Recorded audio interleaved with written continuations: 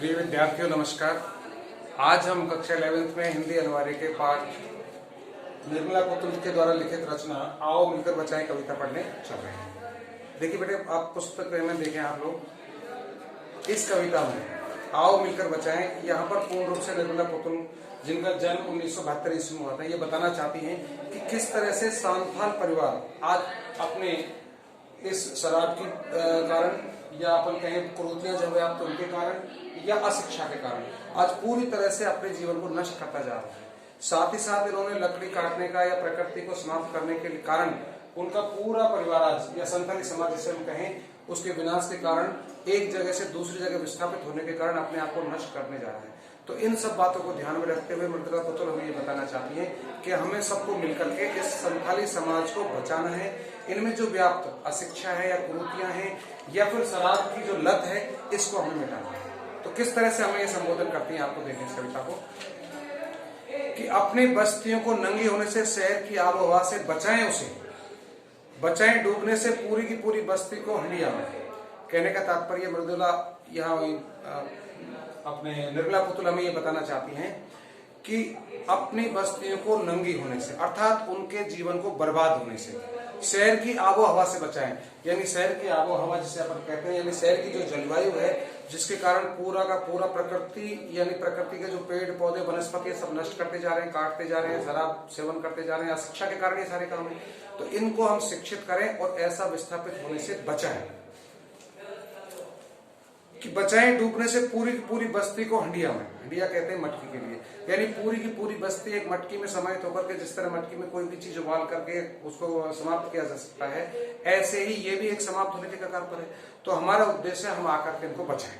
यानी इनका जीवन सुरक्षित रहे। केवल ये बताने का प्रयास किया है निर्मला पुतुल ने कि अपने चेहरे पर संथाल परगना की माटी का रंग, भाषा में झारखंडीपन, उनका स्वरूप बताया कि किस तरह से ये संथाली समाज है, किस तरह से ये अपने जीवन में क्या करता है कि अपने चेहरे पर संथाल परगना की माटी का रंग, यानी संथाल जो प्रदेश है या जो आदिवासी जनजाति क्षेत्र जो मध्य प्रदेश के अंदर ज्यादातर देखने को मिलता है, वहां पर इनकी माटी का रंग, यानी माटी का तात्पर्य वहां के जीवन शैली को किस तरह ये जीते हैं,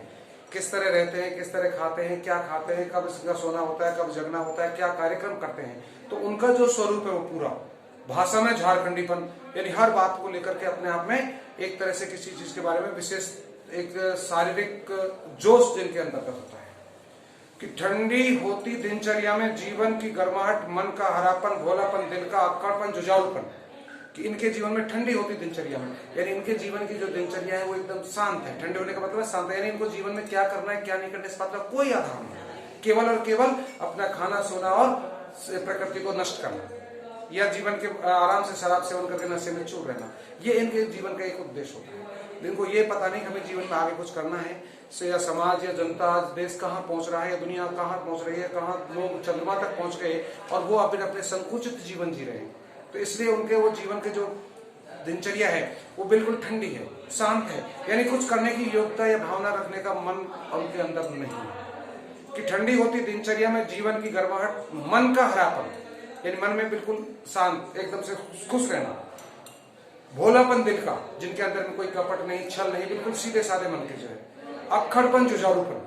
यानी अपने जीवन में अक्खड़पन, हमेशा तनके रहना, जुझारूपन, किसी भी कार्य को करने के लिए जूझना, यानी हर एक भारी से भारी काम को करने के लिए भी जुट जाते हैं लोग जो है। भीतर की आग, धनुष की डोरी, तीर का नुकीलापन, कुल्हाड़ी की धार, जंगल की ताजा हवा, नदियों की निर्मलता, पहाड़ों का मौन, गीतों की धुन, मिट्टी का संधापन, फसलों की लहलहाट। और देखिए जीवन में क्या क्या करते हैं, यानी इनके जीवन की दिनचर्या में क्या क्या कार्य होता है उस कार्य को बताने का प्रयास किया है यहाँ पर कि भीतर की आग, यानी इनके पेट की अग्नि जब इनकी प्रज्वलित होती है तो उसके लिए ये चाहे जीव हिंसा करें, चाहे कोई भी पशु पक्षियों का वध करें और उसे खाते हैं। साथ में धनुष की डोरी, अब उसके लिए क्या है, आपने धनुष बाण हाथ में लिए और चल दिए शिकार करने के लिए। तो धनुष की डोरी, तीर का नुकीलापन, कुल्हाड़ी की धार, लकड़ी काटने के लिए जंगल पहुंच गए, अपने कुल्हाड़ी कंधे पे रखी और सीधे जंगल चले गए तो लकड़ी काट के ले आए या शिकार करके ले आए। जंगल की ताज हवा, जंगल की ताज हवा में घूमते हैं। नदियों की निर्मलता, नदियों का निर्मल पानी जंगलों में पीते हैं। ना कोई इनके पास आज के जीवन के लिए सुख सुविधाओं के साधन, जल के लिए देखे तो ऐसा भी कुछ साधन नहीं इनके पास, जंगलों में नदियों का पानी पी करके अपना काम चला लेते हैं। नदियों की निर्मलता, पहाड़ों का मौन, गीतों की धुन। पहाड़ों में जाएंगे जहां शांति से आराम से अपने गीत गाते रहते हैं अपने जीवन के बारे में, और कुछ नहीं सोचते, केवल और केवल पेड़ पौधों को काटना, अपने शिकार करना, अपने भोजन की व्यवस्था करना। मिट्टी का सोनापन, फसलों की लहलहाट, और फसलों के लिए अपने करने के लिए जो चारों तरफ मेहनत करती है उसको करते रहते हैं बस।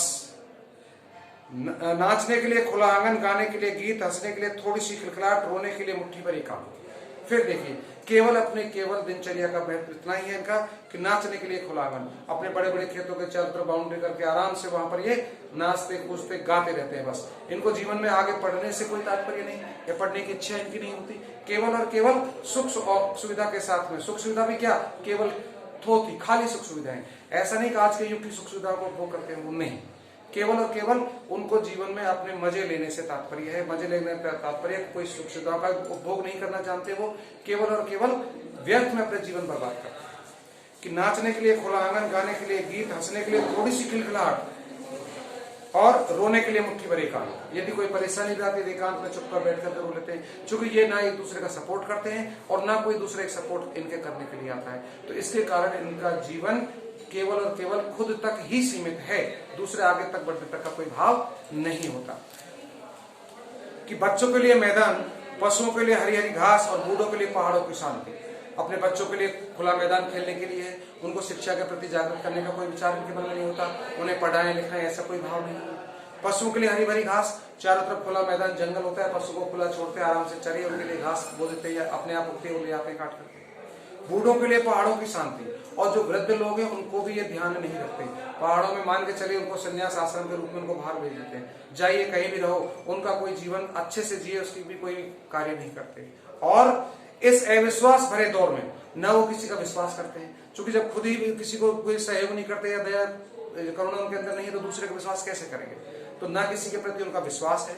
और इस अविश्वास भरे दौर में थोड़ा सा विश्वास, थोड़ी सी उम्मीद, थोड़े से सपने, यदि वो थोड़े थोड़े अपने संकुचित क्षेत्र में अपने ऊपर एक दूसरे पर विश्वास करके अपना जीवन जी लेते हैं। थोड़ा सा विश्वास, थोड़ी सी उम्मीद, थोड़े से सपने, उनके जीवन में कोई सपने भी नहीं है, यानी कोई कल्पना करने का भाव भी नहीं है कि हम जीवन में हमें कुछ करना है, हमारा जीवन साकार करना है, हमें कुछ पढ़ना है लिखना है, या engineer doctor so and so बनना है, ऐसा भी कुछ नहीं है उनके जीवन में। कि आओ मिलकर बचाएं। तो अंत में निर्मला पुतुल हमें ये संदेश देती है, आइए हम मिलकर के इन आदिवासी संथाल लोगों के जीवन को बचाएं, कि इस दौर में भी बचाने को बहुत कुछ बचा है अब भी हमारे पास, यानी आज भी यदि हम चाहें तो हम थोड़ा सा प्रयास करें, मेहनत करें, तो इन संथाली प्रदेश में रहने वाले इन आदिवासी लोगों के जीवन को बचाया जा सकता है, यानी हमारा प्रयास इनके जीवन को बचाने में सफल हो सकता है, ऐसा कहना है यहाँ पर निर्मला पुतुल। तो इस तरह से आपका आज ये पाठ पूरा होता है। धन्यवाद।